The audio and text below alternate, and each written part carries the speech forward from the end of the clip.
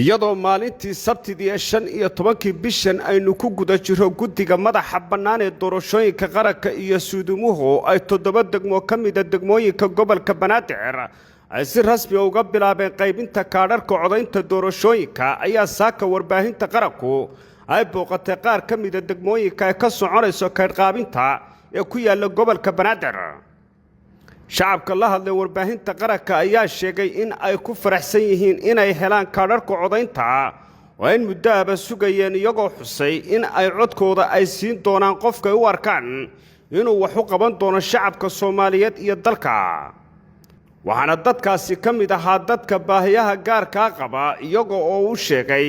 warbaahinta qaranka in ay ku faraxsan yihiin in ay qaataan kaadhadhka lagu codayn doono.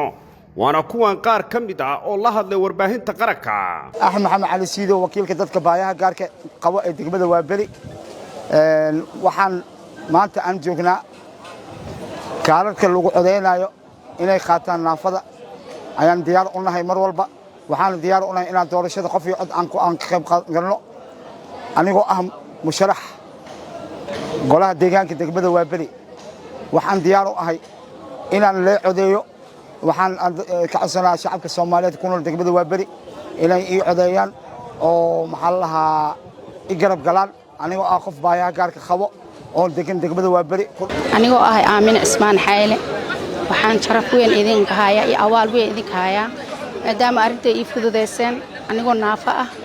aad iyo aad u mahadsantiin ilaa anigoo magacayga Shuur Ismaan waxaan maanta ku faraxsanahay anoo naafa inaan qaato kaarka codbixinta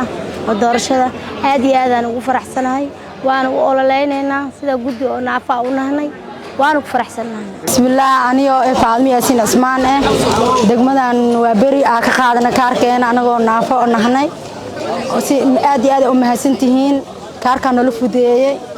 oo codkaada u dhiiban karno meel kasta u dhiiban karno dawladda aad iyo aad u mahadsantahay gudoomiyaha degmada Waaberi oo gobolka Banaadir Maxamed Cabdi Cabdulle joodax ayaa carabka ku adkeeyay in dadka Soomaaliyeed aad u danaynayaan in ay codkooda ay ku doortaan cidda ku matali lahayd golayaasha kala duwan ee dawladda Soomaaliya si ay adduunyada kale ay ula jaan qaadaan degmada Waaberi maalintii saddexaad ayaa waxa ka socda kaarkii codbixinta si habsami leh ayuu noogu socdaa waxa kale oo jira adeegyo badan oo degmada ka socda sida niiro kale canshuurihii guryaha la qaaday si habsami leh wax walba noogu socdaan dadku faylal dheer ay ku jiraan waxayna qaadanayaan kaararkii runtii waa la soo wada baxay waxaan doonaynaa kulay inaan muddo yar waxay la tahay muddo yar inay ku dhammaan doonto kaar bixinta sida dadku maanta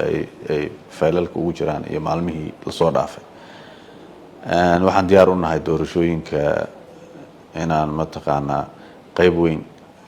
ka qaadano haddaan nahay degmada reer Waaberi dadkeeduna u diyaarsan yihiin waxaa kaloo jira abaabul badan oo degmada ka socda oo dhinacyo badan leh shaqooyinkeena iyo routiinka ayadana waa wadnaa hadday nadaafad tahay hadday tahay mataqaanaa adeegii bulshada aan u haynay Cabdirasaaq Xaaji Saleebaan warbaahinta qaranka magaalada Muqdisho 360 75 hours 10 6